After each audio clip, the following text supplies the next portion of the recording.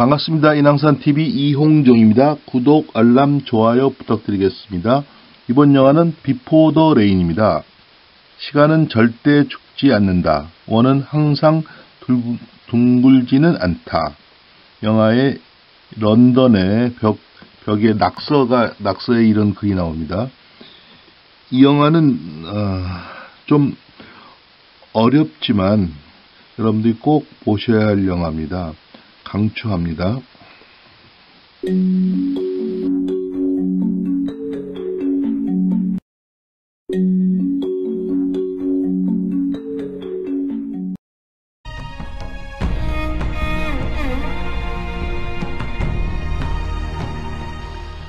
국제정치 관련 수업에서 꼭 추천해주고 싶은 영화 중 하나가 비포 더 레인이다.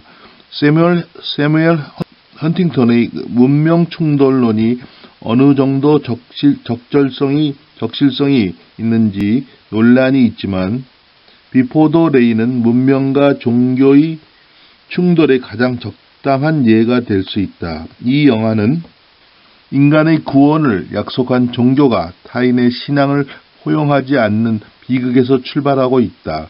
20세기 후반 냉전 시대의 마감으로 모두 평화를 기대했으나 민족 분쟁이나 종교 분쟁, 국지전 같은 국제적 분란에 휩쓸리자 대응 논리로서 새로운 패러다임이 등장하였다.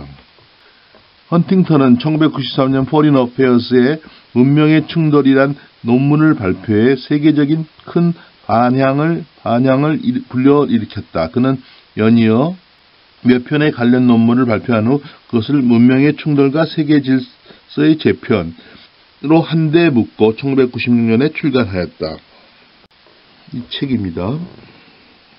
종교적인 갈등을 겪는 마케도니아 출신의 감독 밀코 만체부스키는 비포 더 레인을 만들었다. 유럽의 하얗고라고 불리는 발칸반도, 그 중에서도 마케도니아를 배경으로 그리스 정교도인 마케도니아인과 이슬람교도인 알바니아인 간의 충돌은 휴전 합의가 이루어졌지만 원인은 제거되지 않은 상태로 남아있었다. 내전의 참상을 다룬다고 해서 전쟁 영화들이 흔히 보여주는 스펙타클은 없다.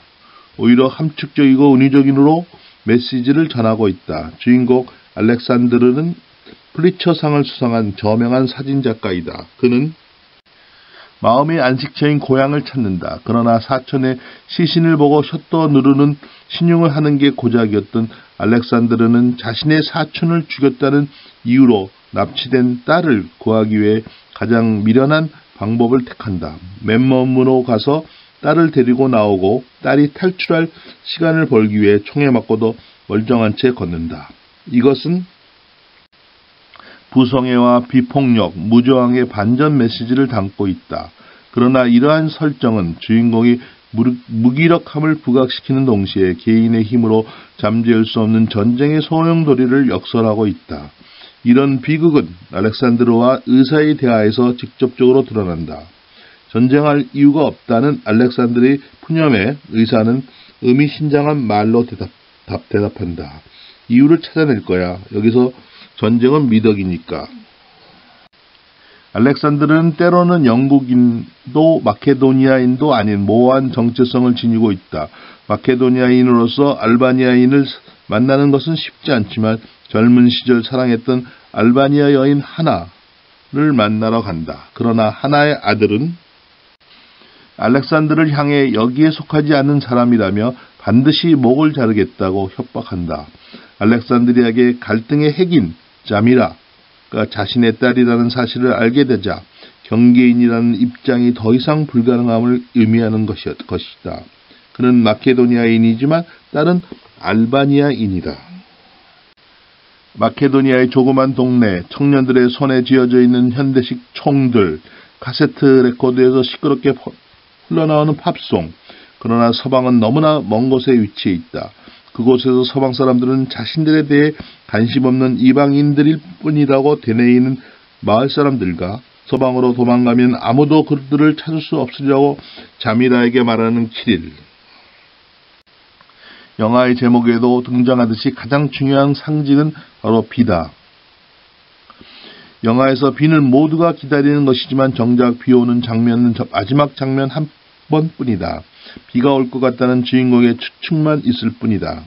알렉산드르가 기암길 버스에서 만난 사람은 비가 와야 할 텐데 라며 걱정한다. 그리고 알렉산드르 역시 자전거를 타면서 Raindrops keep falling on my head를 휘바람으로 분다. 미국의 유명한 영화의 주제곡이죠. Before the Rain은 비 오기 전의 이야기이다. 영화가 시작할 때와 끝의 상황은 분명히 달라져 있다. 비는 정화의 의미이다. 마케도니아인과 알바니아인의 내전으로 피폐해진 사람들을 위한 정화, 갈라진 땅, 멀어진 마음을 한데 모으는 비는 끊어진 원을 잇고 원이 둥글다는 것을 증명한다. 자연은 이렇듯 용서와 화해라는 희망의 끈을 놓지 않고 제 못을 찾도록 도와주는데 우매한 인간은 깨닫지 못하고 있다. 그 현실의 원이 둥글지 않다는 진단인 것이다. 비포 더 레인은 마케도니아 공화국의 영화다. 알바니아와 접경지대의 아름다운 풍경 속에서 자행되는 불안한 일상과 우연과도 같은 전쟁의 공포에 대한 묘사. 그러나 영화가 진행됨에 따라 우연은 필연으로 이미 정해져 있음을 알게 된다. 감독은 마케도니아의 언덕에서건 런던의 레스토랑에서건 일어나는 알 수 없는 폭력들과 그것들의 무의미성을 이야기하고 싶어한다. 이야기는 거꾸로 흐르거나 옆길로 새기 때문에 줄거리를 따라잡기 쉬운 영화는 아니다. 런던 거리의 낙서에는 시간은 절대 죽지 않는다. 원은 항상 둥글지는 않다. 라고 써있다. 순환되는 고리, 다음에 일어날 일을 뻔히 알고 있다고 관객들이 믿게 된다면, 그리고 그것이 관객들이 순수한 마음으로 일어나지 말았으면 하고 생각하는 슬픈 이야기가 비포 더 레인이다. 이 영화는 포스트 모더니즘 계열에 속한다. 시간과 공간의 자유로운 해체와 해석의 토대 위에서 만들어졌기 때문이다. 이렇게 비포 더 레인은 어렵지만 또한 쉬운 메시지를 주는 영화이다.